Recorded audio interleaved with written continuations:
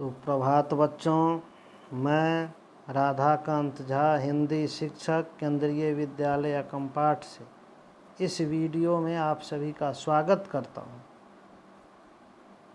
यह कक्षा 9वीं के पूरक पाठ्य पुस्तक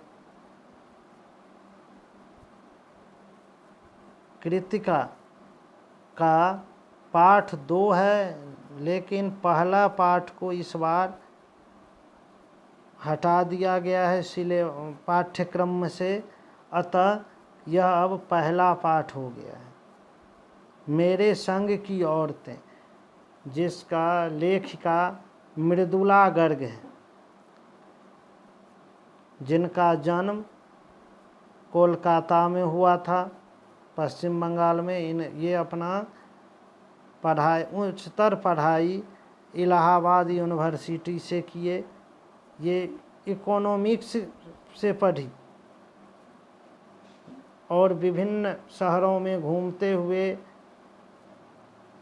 दिल्ली आई, दिल्ली में रही और वहाँ उन्होंने स्वतंत्र लेखन का कार्य शुरू किया। वे गद्य और पद्य दोनों क्षेत्रों में, शिल्प और कथ्य दोनों रूप से स्वतंत्र लेखन का काम किया। किसी तरह की कोई बंदिश में नहीं लिखी। उनका यह जो है मेरे संग की औरतें, यानी कि जिन जिन औरतों के साथ वो रही, चाहे उसकी माँ हो, चाहे वो अपनी नानी के बारे में सुनी या जिसके बारे में भी, उनके बारे में वो यहाँ बताई है। अब क्या बताई है वह देखते हैं।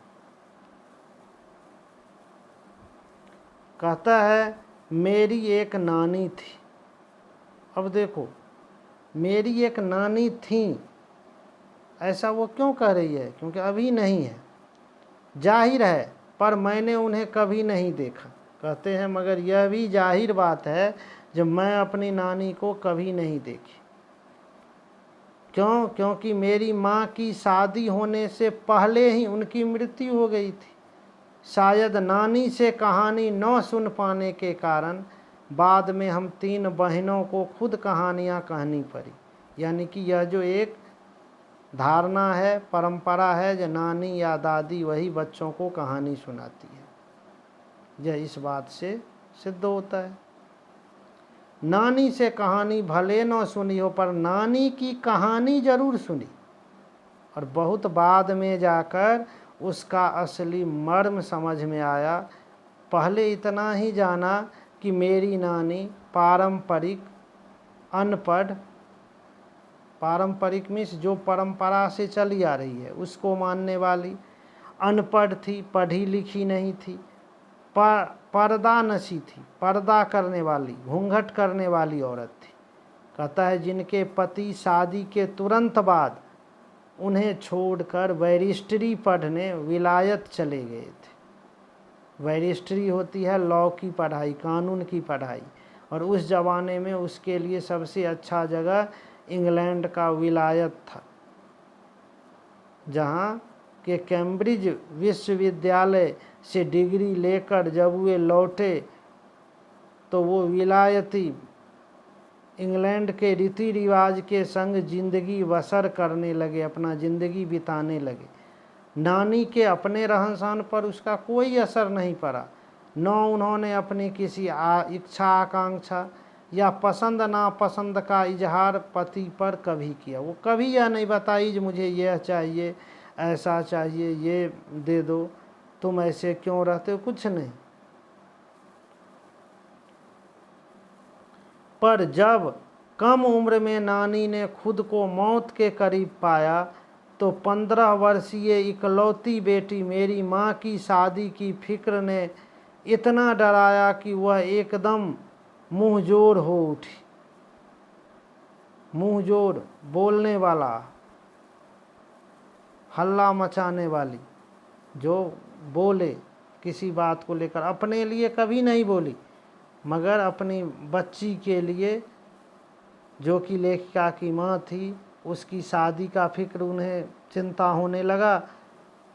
उन्होंने कहा कि वे पर्दे का लिहाज छोड़कर, और नाना से उन्होंने कहा कि वे पर्दे का लिहाज छोड़कर उनके दोस्त स्वतंत्रता सेनानी प्यारे लाल शर्मा से मिलना चाहती है।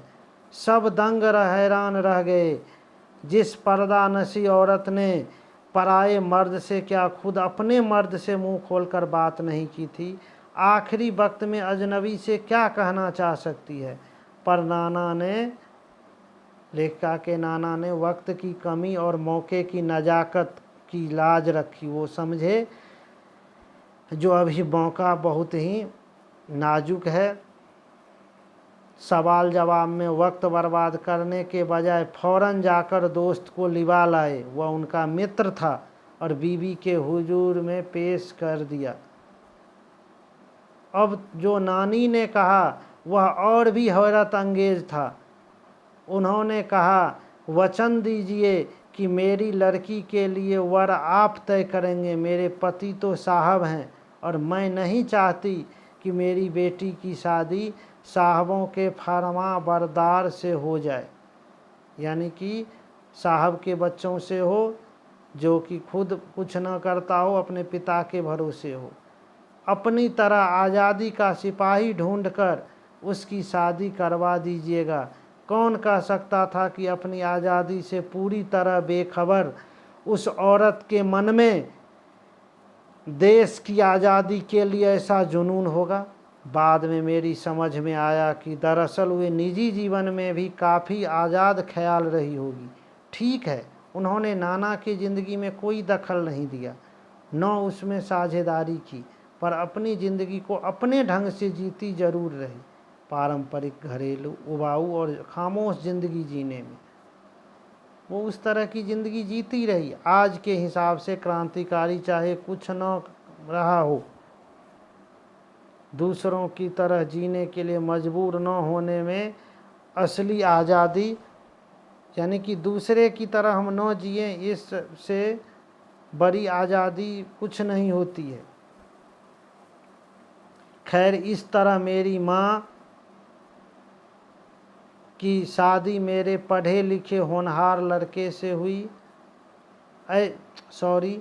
कहता है, इस तरह मेरी माँ की शादी, लेखिका की माँ की शादी ऐसे पढ़े लिखे होनहार लड़के से हुई जिसे आज़ादी के आंदोलन में हिस्सा लेने के अपराध में ICS के इम्तिहान में बैठने से रोक दिया गया था, जिसकी जेब में पुश्तैनी पैसा ढेला तक नहीं था। माँ बेचारी अपनी माँ और गांधी जी के सिद्धांतों के चक्कर में सादा जीवन जीने और ऊंचे ख्याल रखने पर मजबूर हुई।